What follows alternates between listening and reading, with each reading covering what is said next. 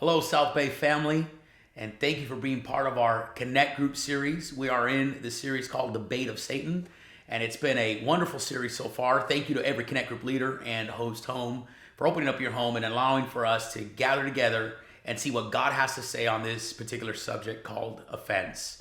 We pray that you had a wonderful Mother's Day and that you were blessed by a great Mother's Day service, and we know God has many great things in store for us in the days and the weeks to come. We're going to go ahead and continue on with lesson number 4. And last week, Pastor, you did a tremendous job sharing about how Joseph overcame offense from his own flesh and blood, his own family. And this week, we're going to see how spiritual vagabonds are born. And how do we respond when someone in authority over us offends us? And we're going to be focusing on the chapter that speaks about spiritual vagabonds in the book, The Bait of Satan, written by John Bevere. One quote that he says, "It is righteous for God to avenge his servants. It is unrighteous for God's servants to avenge themselves." One person from Missouri wrote this to Mr. John Bevere, and he said this. He said, "I just read your book, The Bait of Satan, today. I could not put it down. This is certainly one of the best books I have ever read." Perhaps this individual himself dealt with how to deal with when someone in authority or in a position over them offended them. And so we're going to see what this particular chapter has to do with offense in regards to those who are over us. Pastor Hodges, go ahead and take it away and bring to us tonight's lesson. This week we're going to look at 1 Samuel chapter 24, verse 6. And again, we welcome all of you here to lesson number 4 of this great series on the bait of Satan. It says in verse 6 of 1 Samuel 24, "And he said unto his men, The Lord forbid that I should do this thing unto my master, the Lord's anointed, to stretch forth mine hand against him, seeing he is the anointed of the Lord." Here in 1 Samuel, the 24th chapter, we see how David was actually mistreated by the very man he hoped would be a father figure to him. David kept trying to understand where he had gone wrong. What had he done to turn Saul's heart against him? And how could he win favor again in Saul's eyes? David actually proved his loyalty by sparing Saul's life, even though Saul aggressively pursued his life. Once David knew he had shown his loyalty to his leader, his mind was eased. But later he learned devastating news. Saul was still desiring to destroy him. But David refused to raise a hand against the one who sought to take his own life. Though God had put the army to sleep and had given him a companion who pleaded for permission to kill Saul and rid David of this horrible fear of Saul taking his life once and for all. But David somehow sensed that this sleeping army served another purpose, the testing of his very own heart. God wanted to see whether David would kill to establish his kingdom after the order of Saul, or whether David would allow God to establish his throne in righteousness forever. In Romans 12:19 it says, "Beloved, do not avenge yourselves, but rather give place unto wrath. For it is written, Vengeance is mine, I will repay, saith the Lord." God is basically saying it's his place to execute vengeance. It's righteous for God actually to avenge his servants, but it's unrighteous for God's servants to avenge themselves.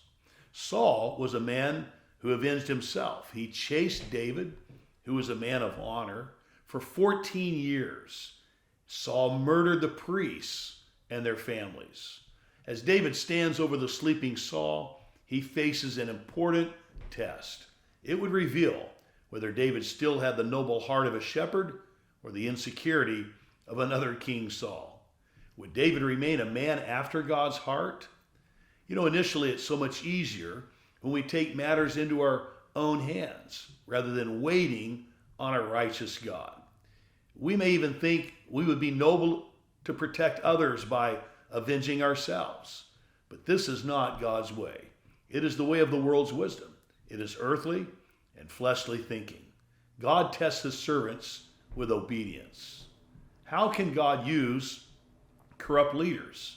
Why does God put people under leaders who make serious mistakes, even some who are wicked. Scripture's replete with these examples. Look at the childhood of Samuel. It was God, not the devil, who was the one that put this young man under the authority of a corrupt priest named Eli and his two more wicked sons, Hophni and Phinehas. They were priests as well. These young men were very wicked. They took offerings by manipulation and force. They committed fornication with the women who assembled at the door of the tabernacle. Can you imagine if you were serving a minister today that lived this kind of life? A minister who was so insensitive to the things of the Spirit that he couldn't recognize a woman being in prayer and travail and actually accused her of being drunk. So compromising that he did nothing about his sons, whom he had appointed as leaders, who were committing fornication right in the church. You know, most Christians today would be offended and they would search for another church, telling others as they went of the wicked lifestyle of their former pastor and his leaders. In the midst of such corruption, I love the report of what young Samuel did. It says in 1 Samuel 3:1, "Now the boy Samuel ministered to the Lord before Eli." Remember the verse that says, "And all that you do, do as unto the Lord," and that's what Samuel did. But the corruption did take its toll. In 1 Samuel 3:1 also it says, "And the word of the Lord was rare in those days. There was no widespread revelation." God seemed distant to the entire Hebrew community. The lamp of God was about to go out in the temple of the Lord. Yet, Samuel, did he go look for another place to worship? Did he go to the elders to expose the wickedness of Eli and his sons? Did he form a committee to put Eli and his sons out of the pastorate, as it were? No. He ministered to the Lord before Eli. God had placed Samuel there. He was not responsible for the behavior of Eli or Eli's sons. He was put under them not to judge them, but to serve them. He knew Eli was God's servant, not his. He knew that God was quite capable of dealing with his own, and he is. Samuel served God's appointed minister the best he could without the pressure to judge him or to correct him. The only time Samuel spoke a word of correction was when Eli came to Samuel and asked him what prophecy God had given him the night before. But even then, it was not a word of correction from Samuel, but from God. If more people would get hold of this truth, our churches, many of them, would be different. You see, churches are not cafeterias. We don't simply pick and choose. People leave churches for all kinds of reasons. Today, men and women leave churches so readily if they see something wrong in leadership or just something they don't like. Perhaps it's the way the pastor takes offerings, or maybe it's the way the money's being spent, or maybe they don't like what the pastor preached, and so they leave. Or maybe he's not approachable, or maybe he's too familiar. The list doesn't end. It just goes on and on. And rather than face the difficulties and maintain hope, they run to where it appears there's no conflict. People want to pick and choose like what they receive from the church, kind of like a cafeteria. I'll eat that, but I won't take that. And so most don't leave this way. Many think churches really are like cafeterias. They can just pick and choose what they like and discard what they don't like. And they feel the freedom then to stay as long as there's no serious problems. But this doesn't agree at all with what the Bible teaches. The Bible does not say God has set the members, each one of them, in the body just as they please. No, it says in 1 Corinthians 12:18, "But now God has set the members, every one of them, in the body as it hath pleased him," as it hath pleased God. Just as Jeremiah 3:15 says, God gives us pastors after his heart, not after our heart. Why else does God have a person be born again under a pastor here in San Diego that grew up all their lives, let's say in Newport, Virginia, right next to a United Pentecostal Church, and vice versa? Because God gives us the pastors according to his heart. He knows what we need and why we need it. You know, we hear people say, I'm going to go to that church because of their music, or I'm going to go to that church because of their ministry, or because they're preaching or their pastor, or I'm going to go to that church because of its Sunday school, or I'm going to go to that church because, they have special events on Sunday. And it's become that cafeteria mentality of which there's no limit of choices. But when someone offends, that church no longer has the good music that they thought it had when they first went. They've got a bad music director. Or that church no longer has good preaching. Or the pastor doesn't care about them anymore. Really, Jesus would be the only perfect pastor. And his church, even though he was the pastor, still would not be a perfect church because it's filled with imperfect people. So why do we run from difficulties in America instead of facing them and working through them and growing by them? When we don't hit these conflicts head on, we usually leave offended. And sometimes we say, well, our ministry's not being received or utilized. And we go from church to church looking for a place with flawless leadership. Remember, if you're in the place where God wants you to be, the devil will absolutely try to offend you to get you out of the place God has put you. He wants to uproot men and women, the devil does, from the place where God has planted them. And if he can get you out and get you transplanted, he's been successful. But if you will not budge, if you'll be like that tree planted by the rivers of water who will not be moved, even in the midst of great conflict, even in the storms of life, you will spoil Satan's plans. The critical deception of the enemy is dangerous. And multiple times in Matthew 24, Jesus' condensed version of all the end time events, multiple times, Jesus warns about deception. Be not deceived, Jesus said. Offended people react to the situation, and they do things that appear right, even though God does not inspire them. We're not called to react, we are called to act. And if we are obedient to God and have sought him, and he's not speaking, then you know what the answer is? He's probably saying, stay right where you are. Don't change a thing. Until God tells you to do it, don't do it. We learned that lesson from the life of Saul as well, who wasn't willing to wait on God or the man of God for the word from the Lord. Often we feel pressure. We look for a word from God to bring us relief, but God puts us in these very uncomfortable crucibles to mature us, to refine us, to strengthen us, not to destroy us. It's so important to remember those planted by God flourish. Remember Psalm 1?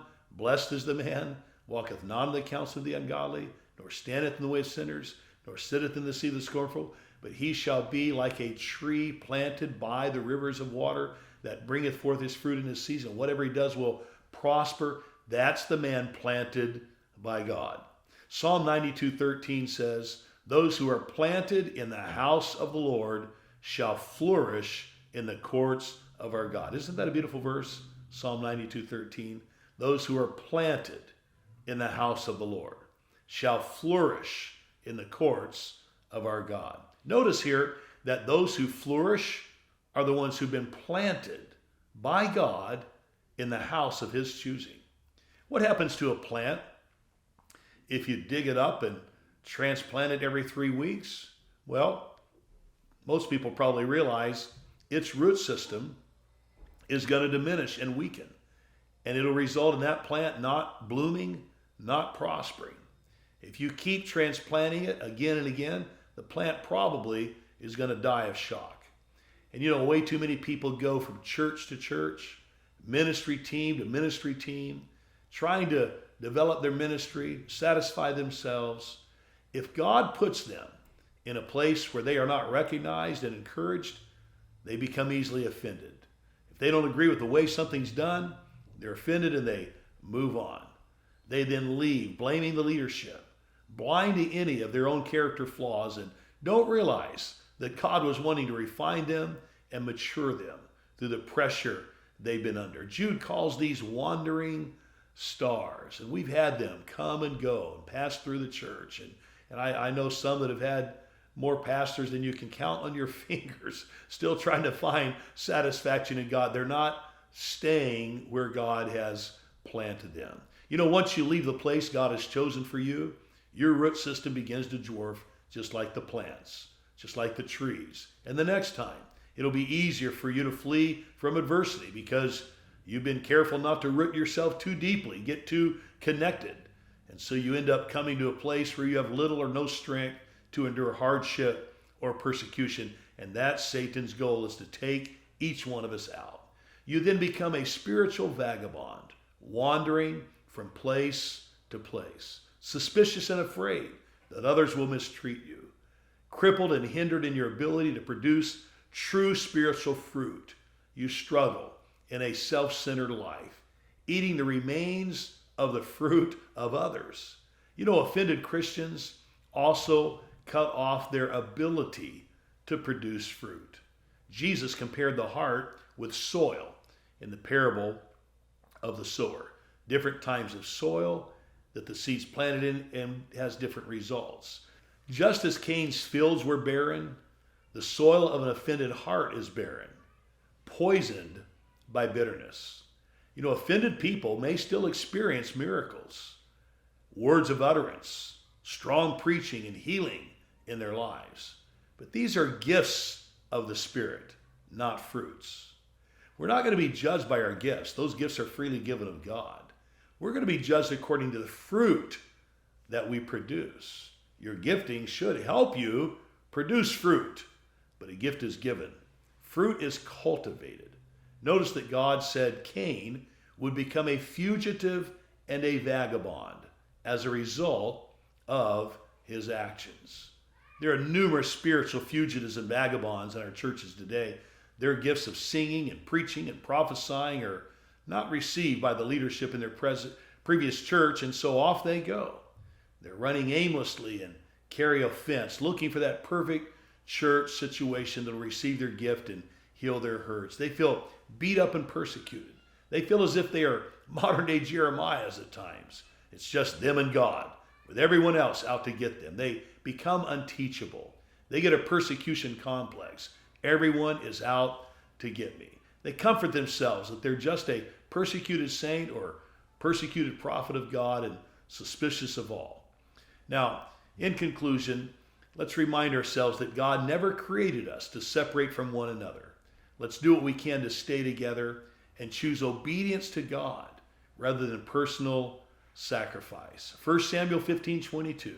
Samuel said, "Hath the Lord his great delight in burnt offerings and sacrifices, as in obeying the voice of the Lord? Behold, to obey is better than sacrifice, and to hearken than the fat of rams." Now, I want to remind you that we are doing this series on the bait of Satan. This is lesson number 4. I encourage you to buy the book or buy the audio version, listen to it. And here's what's remarkable, that God laid on our hearts to do this series way back after summer of last year. We're planning towards the next year, and we just now are implementing this series. And everything we're sharing, we're getting right from this book, Bait of Satan. So I encourage you, read the book, listen to the audio version, let it bless your life. God is bringing this word for such a time as this. We're going to turn to Pastor Model, and he's going to give us some final points here and give you some declarations to make to where you can overcome the enemy, avoid the bait and the trap of Satan. Thank you. Wow, thank you, Pastor Hodges, for this wonderful lesson. I know it's been a blessing to you all and to myself personally. We're going to go over some declarations from this chapter, how spiritual vagabonds are born, and they're found in page 61 of the book, Bait of Satan, and it's actually the 20th anniversary edition, so it would be page 61 in that edition. And the declarations are these: God, enable me to live in your power, so that when you, my Father, are testing my heart, you will find a heart that seeks after you, and not the insecurity of a man or a woman who seeks to take matters into their own hands. Lord, test my heart with obedience. I'm committed to seeking you, only you, in your judgment and mercy, and not my own. God, like the time of Samuel, we live in this day of corruption and compromising among others. Even among spiritual leaders of the word of the Lord in revelation is rare. Make me like a Samuel who refuses to judge others, but chooses to serve them instead. Lord, empower me to serve your appointed leaders in my life and not to judge or correct them. It is not my word of correction that is needed. It is yours. I refuse to run from the difficulties in the church in which you have placed me, God, but I will work with my spiritual brothers and sisters to face the troubles and work through them. And I refuse to be offended and to flee. Lord, my life is like a tree planted by the rivers of water that brings forth good fruit. My branches will not wither, and whatsoever I do in your name will prosper. Psalm 1:3. And lastly, I will not become a spiritual vagabond, wandering from place to place due to my neglect of my spiritual roots. Wow, what great things to declare over your life. I'm thankful that we can look at this and take personal inventory so that we can grow and avoid this trap, this bait of Satan.